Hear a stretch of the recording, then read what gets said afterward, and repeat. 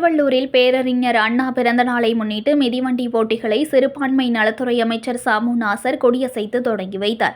பேரறிஞர் அண்ணா பிறந்த நாளை முன்னிட்டு திருவள்ளூர் மாவட்ட விளையாட்டு அரங்கத்தில் தமிழ்நாடு விளையாட்டு மேம்பாட்டு ஆணையத்தால் திருவள்ளூர் மாவட்டத்தில் ஆண்கள் மற்றும் பெண்கள் என இரு பாலகர்களுக்கும் தனித்தனியாக மிதிவண்டி போட்டிகளை சிறுபான்மை நலத்துறை அமைச்சர் சாமு நாசர் கொடியசைத்து தொடங்கி வைத்தார்.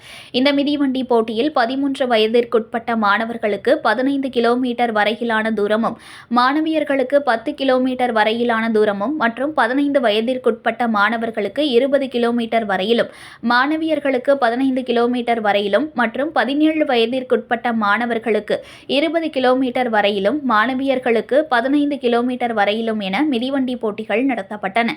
சாதாரண மிதிவண்டிகளை மட்டுமே அனுமதிக்கப்பட்டு நடத்தப்பட்ட இந்த போட்டிகளில் வெற்றி பெற்ற மாணவ மாணவிகளுக்கு பரிசுகளும் பாராட்டு சான்றிதழ்களையும் அமைச்சர் நாசர் நேரில் வழங்கினார். இதில் மாவட்ட ஆட்சியர் பிரதாப், திருத்தணி சட்டமன்ற உறுப்பினர் எஸ். சந்திரன் உள்ளிட்ட திமுக நிர்வாகிகளும் விளையாட்டு வீரர்களும் கலந்து கொண்டனர்.